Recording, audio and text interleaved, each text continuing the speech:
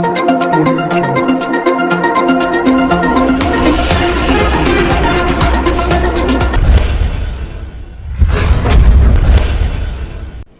To Akshara TV news bulletin. ముందుగా headlines. Kuppam రెస్కో ఎండీగా బాధ్యతలు స్వీకరించిన సోమశేఖర్.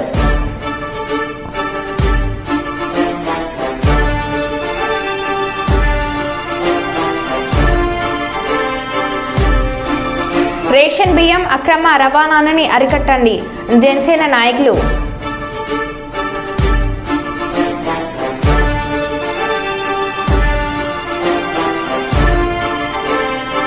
పిల్లలకు సెల్ ఫోన్లు ఇచ్చే ముందు జాగ్రత్త, హోంమంత్రి.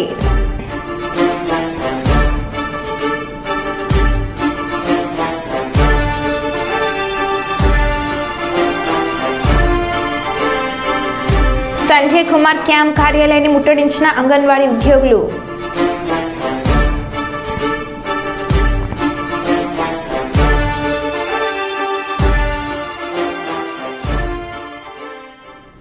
ఇక వివరాల్లోకి వెళ్తే, జగిత్యాల జిల్లా కేంద్రంలోని స్థానిక మున్సిపల్ కార్యాలయంలో ప్రతి మంగళవారం ఉదయం 10:30 నుండి 12 గంటలలో ప్రజా దర్బార్ కార్యక్రమం నిర్వహించడం జరుగుతుందని జగిత్యాల పట్టణ ప్రజలు ఈ అవకాశాన్ని సద్వినియోగం చేసుకుని తమ సమస్యలు పరిష్కరించుకోవాలని మున్సిపల్ చైర్పర్సన్ శ్రీమతి అడవాల జ్యోతి లక్ష్మణ్ తెలిపారు. ఈ కార్యక్రమంలో మున్సిపల్ కమిషనర్ సమ్మయ్య, అన్ని శాఖల అధికారులు, సిబ్బంది తదితరులు పాల్గొన్నారు.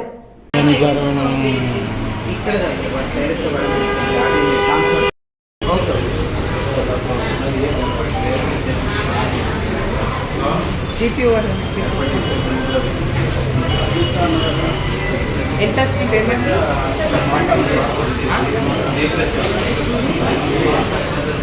ఎవరికి ఇచ్చింది?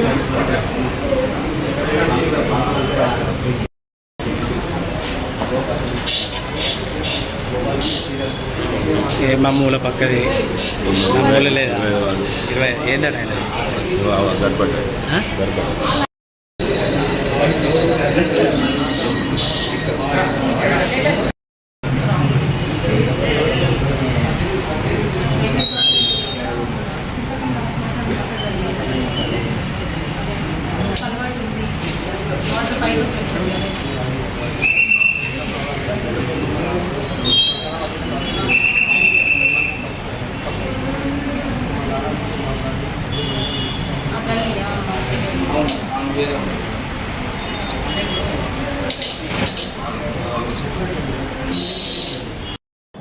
అందరికీ నమస్కారం. ఈరోజు ప్రజా దర్బార్లో వచ్చిన సమస్యలు 17 వరకు వచ్చినాయి. ఎక్కువ శాతం కుక్కల గురించి వచ్చినాయి. సో అది నేను ఒక్కసారి కలెక్టర్ గారితో మాట్లాడి నేను అది ఏంటిదనేది ఒకసారి నిర్ణయం తీసుకోవడం జరుగుతుంది. అట్లాగే ఇంకా లాస్ట్ మంగళవారం నాడు 30 ఫిర్యాదుల వరకు వస్తే దాంట్లోంచి 20 సాల్వ్ చేయడం జరిగింది. శానిటేషన్ అయితే వెంటనే 2-3 డేస్లో సాల్వ్ చేసేస్తున్నాం.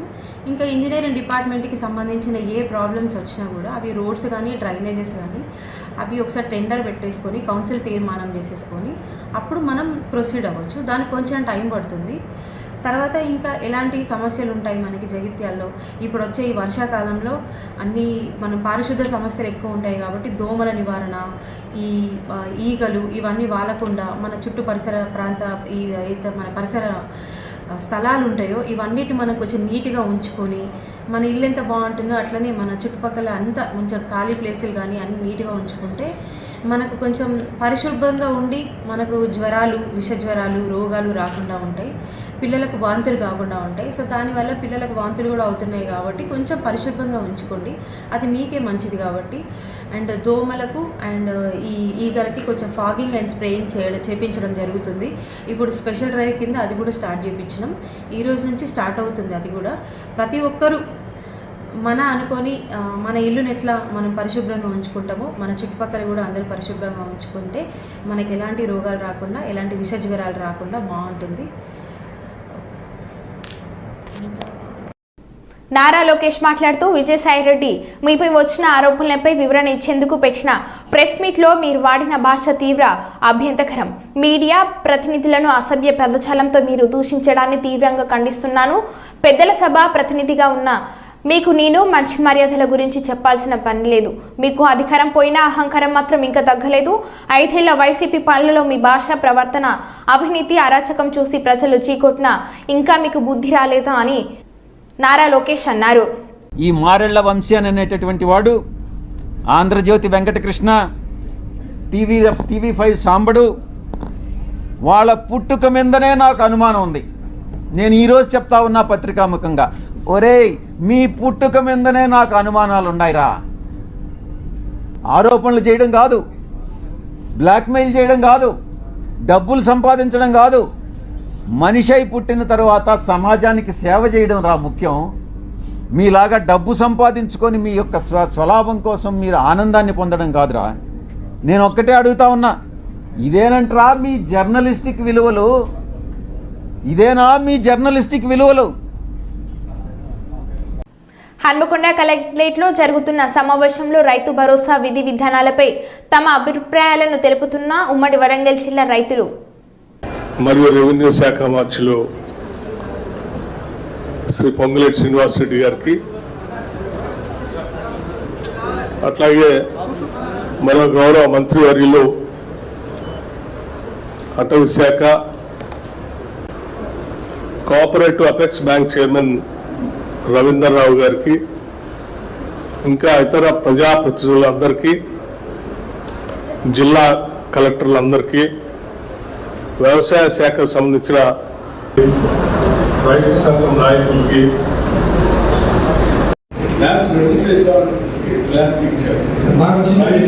రైతులు 2 లక్షల ఆదాయం ఉండాలి, కానీ నాకు ఇంత ఆదాయాన్ని నా పిల్లవాడు బయటకు పోవడానికి ఇంత ఆదాయం కాబట్టి ఎడ్యుకేషన్ లోన్ ఇస్తే పెట్టుకోవడానికి అవకాశం ఉందని రిటర్న్ చేయాలి.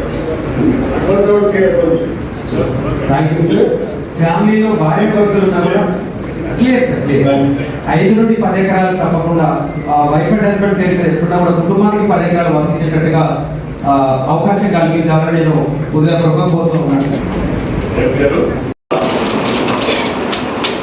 గురించి అంటే క్లుప్తంగా ఎవరికి ఇస్తే మంచిది, ఎంతవరకు ఇస్తే మంచిది, ఏ రకంగా ఇస్తే మంచిది అనేది 1, 2, 3, 4 పాయింట్స్ లాగా మీరు చెప్తా ఉంటే అందరూ రాసుకుంటాం. మీరు చెప్పే ప్రతి అంశాన్ని కూడా నోట్ చేసుకుంటాం. ఎప్పుడుగా ఒకరు చెప్పిందే ఇంకోళ్ళు సభను ఉద్దేశించి అందరి పేరు చెప్పకుండా నేరుగా సబ్జెక్టు గురించి చెప్పాల్సిందిగా కూడా మీకు తెలియజేస్తాం. కాంగ్రెస్ లోకి పటాన్ చెరువు బీఆర్ఎస్ ఎమ్మెల్యే గూడె మహిపాల్ రెడ్డి, గాలి అనిల్ కుమార్ కండువ కప్పి పార్టీలోకి ఆహ్వానించిన ముఖ్యమంత్రి రేవంత్ రెడ్డి. హాజరైన మంత్రులు పొంగులేటి శ్రీనివాస్ రెడ్డి, దామోదర రాజనరసింహ, మాజీ ఎమ్మెల్యే జగ్గారెడ్డి, నీలం మధు, శశికళ యాదవ్ తదితరులు. ఎమ్మెల్యేతో పాటు కాంగ్రెస్ లో చేరిన పలువురు కార్పొరేటర్లు, అనుచరులు.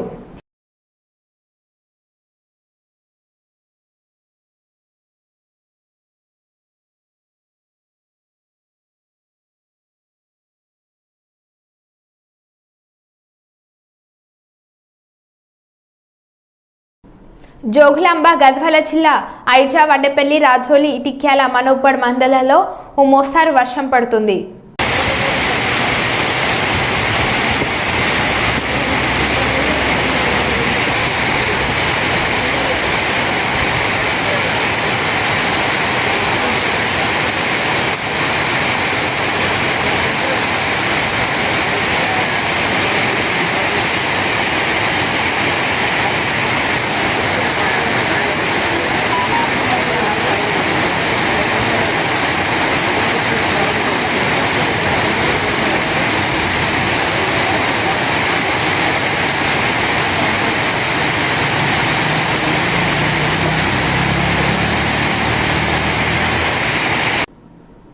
హుజరాబాద్ పట్టణంలో అంబేద్కర్ చౌరస్తాలో షార్ట్ సర్క్యూట్ వల్ల అగ్ని ప్రమాదంతో చిన్న దుకాణాలు కాలిపోయాయి. వెంటనే మంటలు ఆర్పేందుకు చర్యలు తీసుకోవాలని అగ్నిమాపక సిబ్బందికి, పోలీసులకు ఆదేశాలు ఇవ్వడం జరిగింది. అధికారులు అప్రమత్తంగా ఉండి మంటలు ఆర్పడంతో పాటు ఎవరికి ఎలాంటి ఇబ్బందులు లేకుండా చర్యలు తీసుకోవాలని, మంటలు ఇతర ప్రాంతాలకు వ్యాపించకుండా జాగ్రత్తలు ఉండాలి. కాంగ్రెస్ నాయకుడు ఒడితల ప్రణవ్ వెంటనే కార్యకర్తలను కలుపుకొని బాధితులకు సహాయ సౌకర్యాలు అందించాలని కోరడం జరిగింది.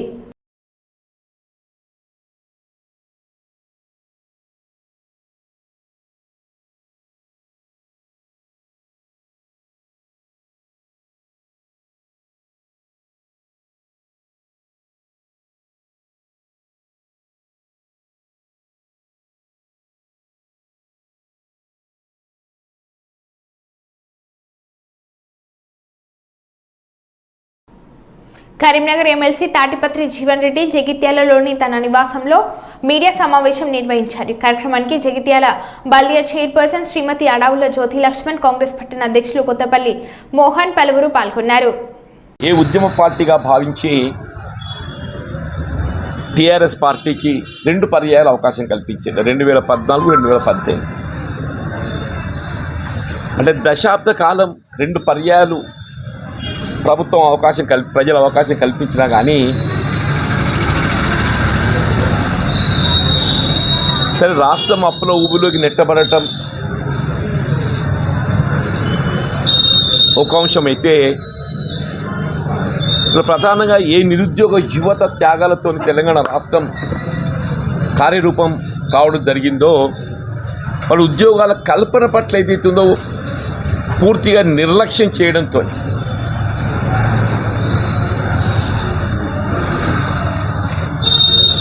మనకి తెలియంది కాదు. లాస్ట్ ఇయరే బిస్వాల్ కమిటీ 193,000 ఉద్యోగాల ఖాళీలు ఉన్నవని చెప్పని నివేదిక ఇచ్చినప్పటికీ కూడా ఏర్పాటు ఉద్యమమే నిధులు, నీళ్లు, నియామకాలు. వాస్తవంగా ఈ 3 అంశాలకు సంబంధించి ప్రధానంగా ఉద్యమించింది విద్యార్థులు, నిరుద్యోగ యువత. అంటే వాస్తవంగా ఉమ్మడి రాష్ట్రంలో ఉద్యోగ నియామకాల పట్ల నిర్లక్ష్యం గావింపబడుతుంది. తెలంగాణ ప్రాంతం నిరుద్యోగ యువత వివక్షకు గురవుతుంది. తెలంగాణ రాష్ట్రం ఏర్పాటు కాబడినట్టయితే స్థానికతతో పాటు ఉద్యోగాల భర్తీకి ప్రాధాన్యత ఇవ్వడం జరుగుతుందనేటువంటి ఒక భావనతోని ఇవాళ విద్యార్థులే కానీ, నిరుద్యోగ యువతే కానీ ఉద్యమించటం, వాళ్ళ త్యాగాల ఫలితం ఏదైతుందో ఇవాళ తెలంగాణ రాష్ట్రాన్ని మనం అది కార్యరూపం దాల్చడం జరిగింది.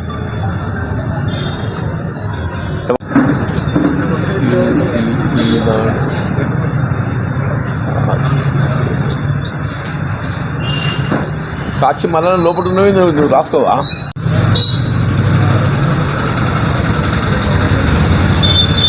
జగిత్యాల జిల్లా జగిత్యాల మున్సిపల్ కమిషనర్ సమ్మయ్య ఆధ్వర్యంలో పట్టణంలోని వివిధ ఆసుపత్రుల్లో ప్రతిరోజు విడుదలవుతున్న బయో వ్యర్థాలను, సిరంజి, ప్లాస్టిక్ వ్యర్థాలను నిర్వీర్యం చేయడానికి వెంకటరమణ ఇన్సినిరేటర్స్ అను సంస్థ ముందుకు రావడంతో అట్టి సంస్థ గోడ ప్రతిని ఈరోజు లాంఛనంగా ప్రారంభిస్తూ పట్టణంలోని వివిధ ఆసుపత్రుల యాజమాన్యులు మరియు డాక్టర్తో ఇటీ విషయంపై చర్చించడం జరిగింది. కమిషనర్ మీడియాతో మాట్లాడుతూ ఆసుపత్రుల్లో వెలువడుతున్న తడి చెత్త, పొడి చెత్తను వేరువేరుగా మున్సిపల్ సిబ్బందికి అందిస్తే వాటిని మున్సిపల్ సిబ్బంది తీసుకెళ్తారని అన్నారు.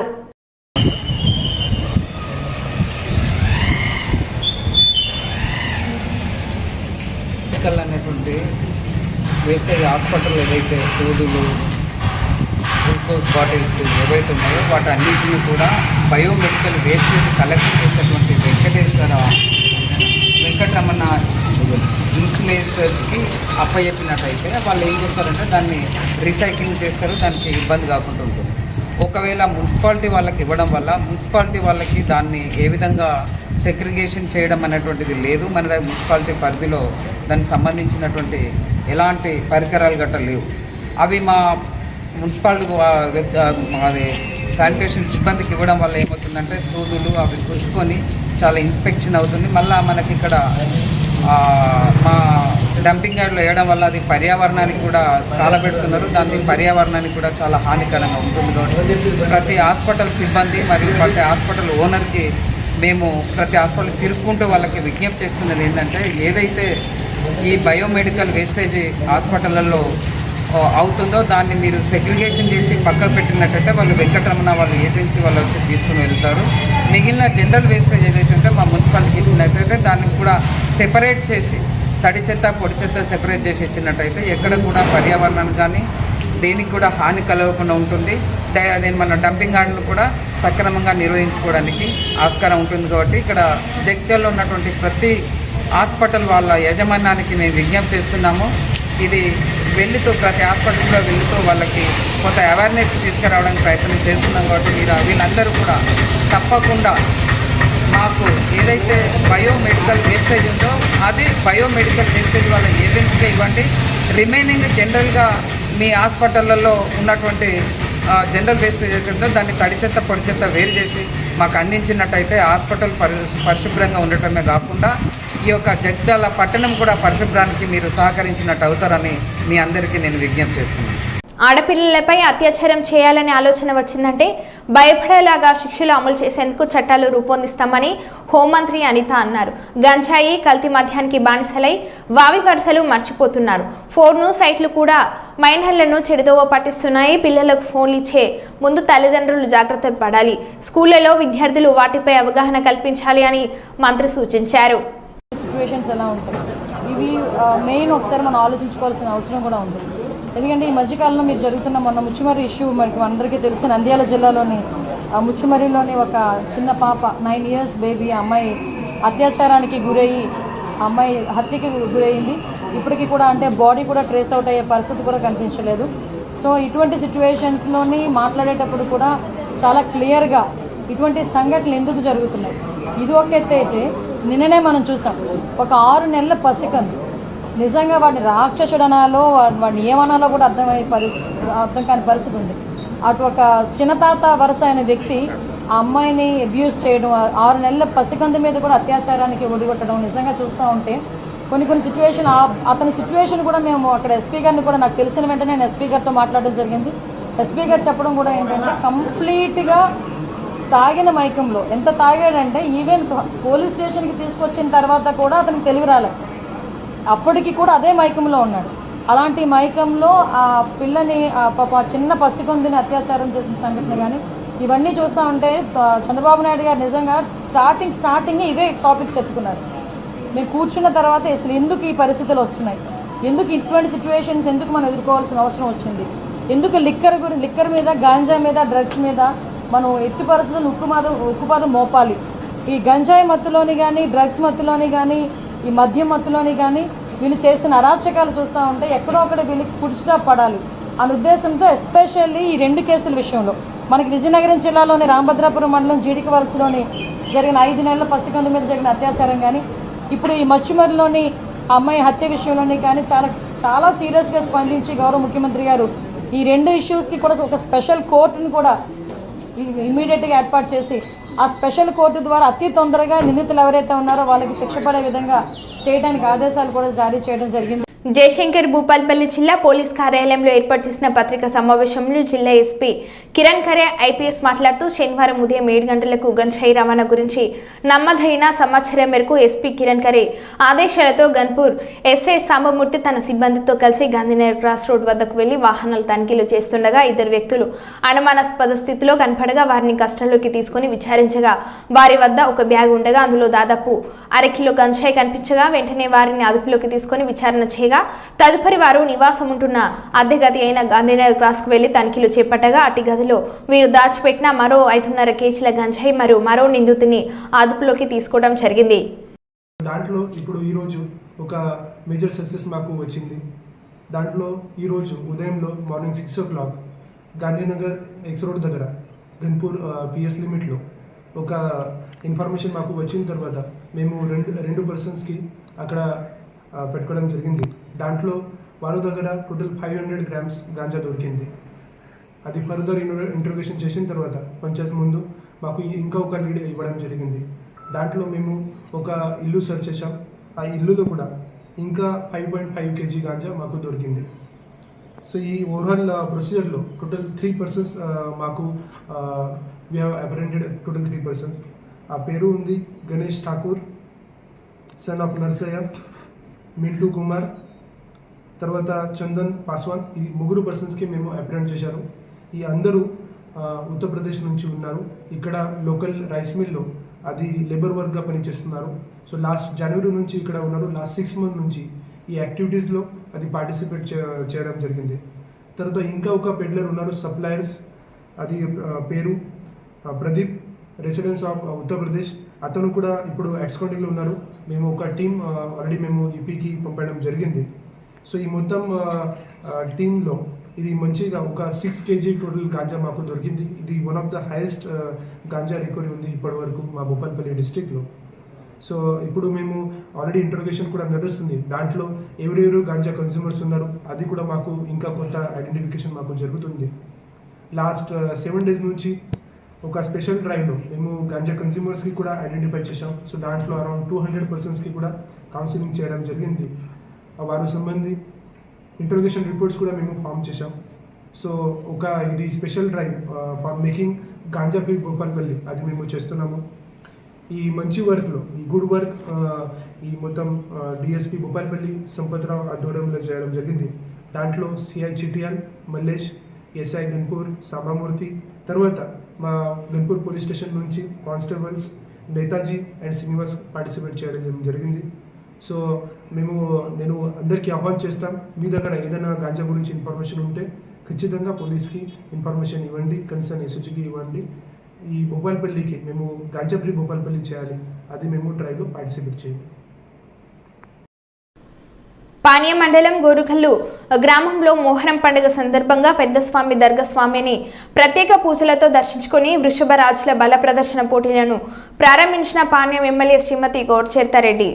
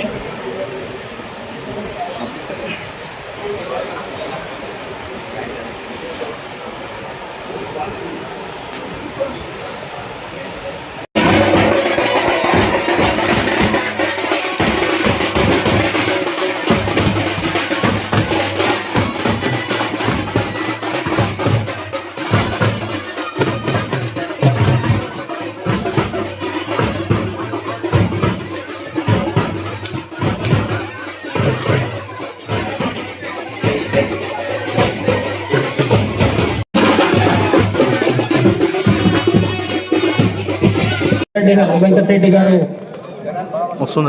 సాంప్రదాయబద్ధమైనటువంటి కుటుంబం నుంచి వచ్చినటువంటి నాయకురాలు.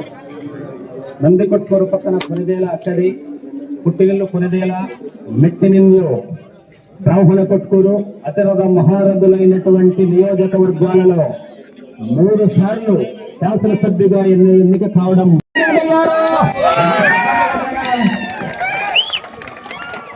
ఏమి ఫాలోయింగ్ కానీ ఇది మొత్తం మీద చరితమ్మక పట్టణ స్టైలే రైతు కుటుంబంలో చదువుతుంది. అక్క కొడుకుల వాళ్ళకి సాంప్రదాయమైనటువంటి పేరైన రైతు కుటుంబం.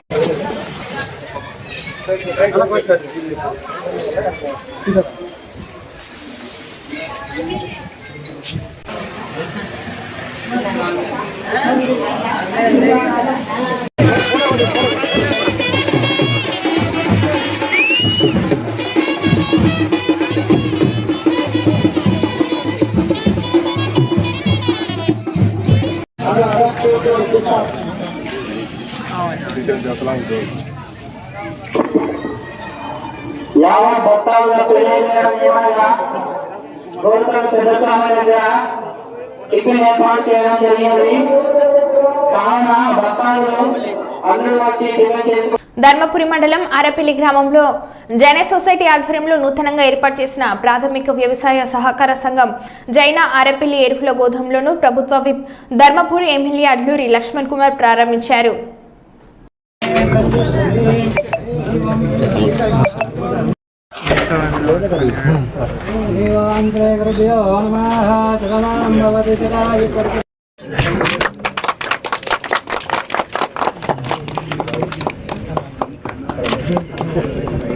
అన్న ఒక్క నిమిషం. కుబేరాయ వైశ్రవణాయ మహారాజాయ నమః. ఓం దబ్రహ్మ ఓం సత్యం ఓం దబ్రో నమః. అందచరద భూతేశో గుహాయ విష్ణు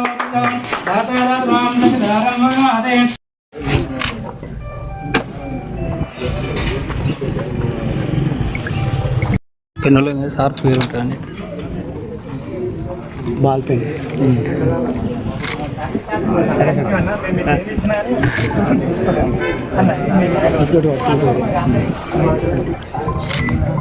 ఒక నిమిషం అన్న మా కోసం మా రైతుల కోసం ఇప్పటికైతే మేము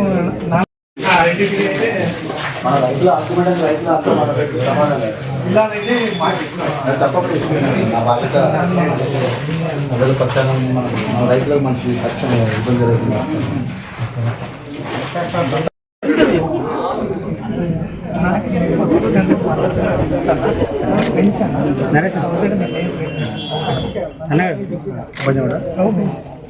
నరేష్ ఒకసారి పట్టుకోండి ఒకసారి పట్టుకోండి చిన్న ఫోటో.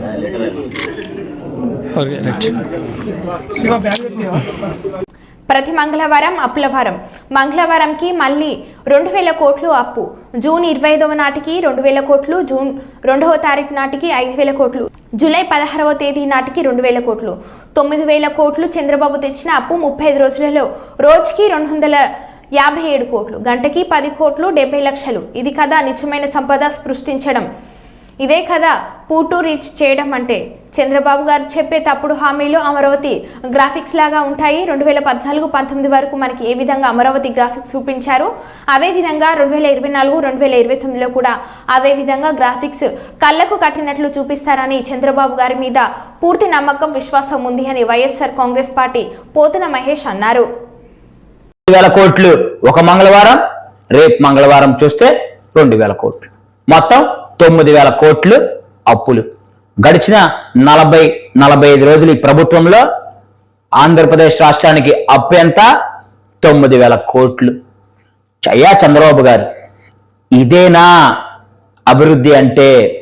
ఇదేనా ప్రతి పేదవాడిని ధనికుడు చేస్తానని చెప్పిన విధానం ఇదేనా? అంటే మీ మేనిఫెస్టోలో పూర్ టు రిచ్ అంటే పూర్ టు రిచ్ చదవంటే ఇదేనా చంద్రబాబు గారు? మీ అభివృద్ధి అంటే నెలలో 99,000 కోట్లు. ఇది మీ అభివృద్ధి. ఇది